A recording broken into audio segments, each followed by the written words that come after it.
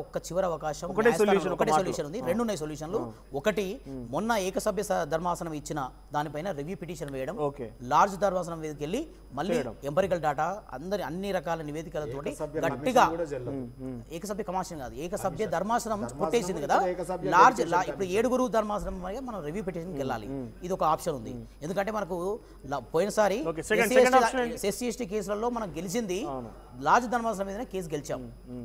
రెండో ఆప్షన్ ఏంటంటే సంప్రదింపుల ద్వారా రాష్ట్ర ప్రభుత్వం అఖిలపక్ష సభ్యులని, బీసీ సంఘాలని, ప్రజా సంఘాలని అటు కేంద్ర ప్రభుత్వం దగ్గరికి, ప్రధానమంత్రి గారి దగ్గరికి, ఇటు రాష్ట్రపతి గారి దగ్గరికి సంప్రదింపులు తీసుకొని వెళ్ళాలి. ఇవి రెండు ఆప్షన్స్. అయితే ఈ బిల్లు ఆమోదించాలి, లేదంటే రాజ్యాంగ సవరణ చేయాలి. రైట్, మీరేం చెప్తారు? కాంగ్రెస్ పార్టీగా ఎందుకంటే ఇప్పుడు ఇన్ని రోజులు ఆగినాం. ఇప్పుడు ఏమైంది, హైకోర్టులో తెలుసుకోని చెప్పారు. హైకోర్టుది నెక్స్ట్ మంత్ రాబోతా ఉంది. ఇదే లోపు ఏదైతే 2018 ఒక విషయం క్లారిటీ అండి కాంగ్రెస్ ప్రతినిధిగా, ఈ 42% రిజర్వేషన్ అయ్యేంత వరకు ఎన్నికలకు పోరు, మీరు స్థానిక పోవద్దనే కదా పోరు అని కన్ఫర్మేషన్ పోవద్దనే. దానికోసమే వాళ్ళ పార్టీ పరంగా ఇస్తామంటే మళ్ళీ లేని పోరు 2018 పంచాయతీ యాక్ట్ కావచ్చు, 2019 మున్సిపల్ యాక్ట్ కావచ్చు, మళ్ళీ ఏదో ఆర్డినెన్స్ తీసుకొచ్చిన తర్వాత బిల్లు సెప్టెంబర్ 27వ తారీఖు నాడు పాస్ అయింది కాబట్టి నవంబర్ 27 వరకు అది కూడా 3 నెలలు అవుతుంది. ఈ లోపు హైకోర్టులో కూడా 4 వారాలు కౌంటర్ వేస్తానికి 2 వారాలు ఇంటానికి టైం ఇచ్చారు. సుప్రీంకోర్టు కూడా హైకోర్టులో తెలుసుకున్నది కాబట్టి హైకోర్టులో తెలుసుకున్న తర్వాత అవసరం డిసెంబర్లో పార్లమెంట్ సమావేశాలు ప్రారంభం కాబోతా ఉన్నాయి. పార్లమెంట్లో కాంగ్రెస్ పార్టీ ప్రతిపక్ష నాయకుడు రాహుల్ గాంధీ గారు ఇండియా కూడా మొత్తం ఒత్తిడి తెచ్చి దాని తర్వాత సుప్రీంకోర్టులో కావచ్చు, హైకోర్టులో వాదన కావచ్చు, పార్లమెంట్ ఏం జరుగుతుందో దాని తర్వాత కాంగ్రెస్ పార్టీ నిర్ణయం ప్రకటించబోతా ఉన్నారు. ఈ లోపు జడ్జిమెంట్ సంబంధించి కూడా కాపీ వచ్చిన తర్వాత దీని మీద మళ్ళీ సుప్రీంకోర్టులో లార్జ్ ధర్మాసనాన్ని పోవాలన్నా అటు ఒక 3-4 నెలలు పడుతుంది. సో మళ్ళీ పార్లమెంట్ సమావేశాలు మొదలయ్యేంత వరకు కూడా ఇప్పుడు ఎన్నికలు జరగవిక, అనవసరంగా స్థానిక సంస్థల ఎన్నికల్లో ప్రజలంతా కూడా తస్మాత్ జాగ్రత్త, ఆ రిజర్వేషన్ అమలైతే అని చెప్పి కొంతమంది ఆల్రెడీ బరిలో ఉన్నవారు కూడా కొంత ఇక వాళ్ళ రాజకీయ చతురత వాడుకొని ప్రజల్ని మనల్ని తీసుకునే ప్రయత్నం కూడా చేస్తున్నారు. ఫైనల్ బీజేపీ ఏం చేయబోతుంది ఒక మాట కంక్లూడ్ చేయండి మీరు. బీజేపీ రేపు సెన్సస్ చేయబోతుంది. రాష్ట్రానికో నీతి, వాళ్ళ కుటుంబానికో నీతి, పార్టీ అధినేతలకో నీతి అట్లా ఉండదు. పార్టీ యూనిఫామిటీ ఉంటుంది. మాది అది ప్రధానమంత్రి పదవి కావచ్చు, ముఖ్యమంత్రి మీరు జనగణలో కులగణన చేసి రిజర్వేషన్ ప్రకటించేంత వరకు ఇప్పుడు మీరు కాంగ్రెస్ పార్టీ ఎన్ని చేసినా చట్ట ప్రకారం రాజ్యాంగ సవరణ చేయమని మళ్ళీ రిక్వెస్ట్ ఏది చేసినా ఈ ప్రజాస్వామ్యంలోని కాన్స్టిట్యూషన్ చెల్లుబాటు అయ్యే విధంగా చేస్తాం. ప్రజలకు మళ్ళీ ఇబ్బందులు పెట్టాం. ప్రతి ఎన్నికలకు ఒక మాట, ప్రతి ఎన్నికల టైం ఒక మాట. ఈడ మధ్యప్రదేశ్ లో ఇదేం రిజర్వేషన్స్ అండి. కాంగ్రెస్ పార్టీలో ఒక యూనిఫామిటీ లేదు. ఈ 42% ఏ సైన్స్ ప్రకారం వాళ్ళు ఆమోదిస్తారు చెప్పండి.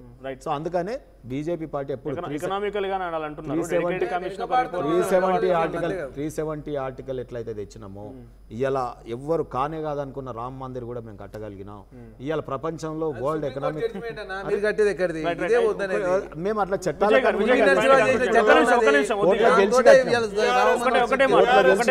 బీఆర్ఎస్ పార్టీ నుండి కాంగ్రెస్ ను భారతీయ జనతా పార్టీని డిమాండ్ చేసేది ఏంటంటే రాష్ట్రంలో కొట్లాట వద్దు, పార్లమెంట్లో కొట్లాట చెయ్యండి. దాన్ని ఖచ్చితంగా బీసీ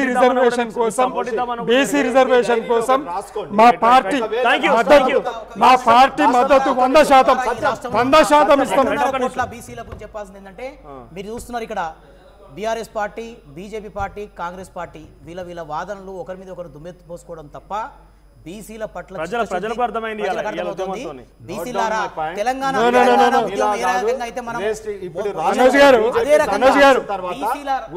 మనోజ్ గారు పార్లమెంటులో పాలకపక్షం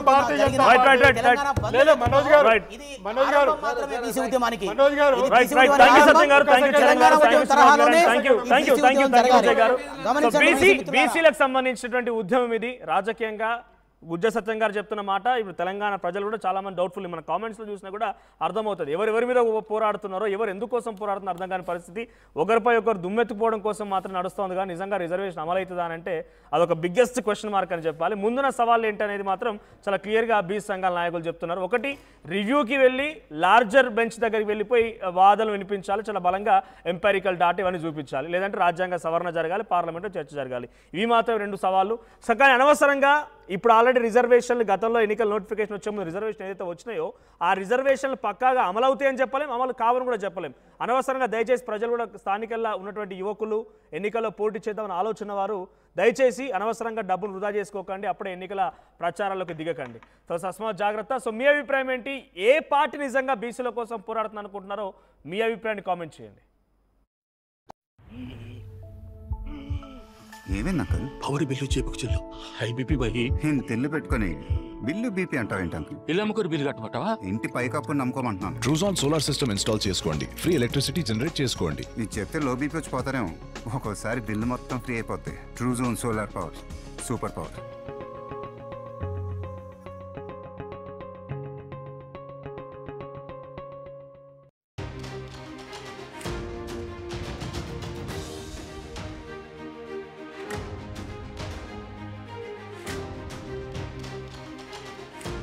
వెల్కమ్ టు RTV. నేను మీ మనోజ్. తెలంగాణలో బీసీల ఉద్యమం ముదురుతోంది. ఒకప్పటి తెలంగాణ ఉద్యమాన్ని ఈరోజు బీసీల ఉద్యమం తలపిస్తోంది. ఎక్కడికక్కడ ప్రతీది కూడా నిర్బంధించేశారు. ఆర్టీసీ బస్సులు డిపోల నుంచి బయటికి వెళ్ళలేదు. షోరూములు, వ్యాపార సముదాయాలు మొత్తం కూడా తాళాలు వేసి పెట్టేశారు. షట్టర్లు ఎవరు కూడా ఓపెన్ చేయలేదు. ఎక్కడ చూసినా ఒక తెలంగాణ ఉద్యమం మాదిరిగా లాక్డౌన్ సిచ్యువేషన్ కనబడుతోంది. అయితే దీంట్లో అన్ని రాజకీయ పార్టీలు కలిసే ఉన్నాయి. బీజేపీ పాల్గొంది, బీఆర్ఎస్ పార్టీ దీంట్లో పార్టిసిపేట్ చేసింది, కాంగ్రెస్ పార్టీ పార్టిసిపేట్ చేసింది. ఇక బీసీ సంఘాలు అన్నీ కూడా కలిసి ఉన్నాయి. బీసీ సంఘాల జేఏసీ పేరిట అటు ఆర్ కృష్ణయ్య, జాజుల శ్రీనివాస్ గౌడ్ అందరూ కూడా ఈరోజు ఉద్యమంలో పాల్గొన్నారు. ఎక్కడికక్కడ నిర్బంధించేశారు. మంత్రుల నుంచి పొన్నం ప్రభాకర్, కొండా సురేఖ, వాకిటి శ్రీహరి, బీసీ సంఘానికి చెందిన మంత్రులు, ఇతరత్ర బీసీ ఎమ్మెల్యేలందరూ కూడా రోడ్లపైకి ఎక్కి బయట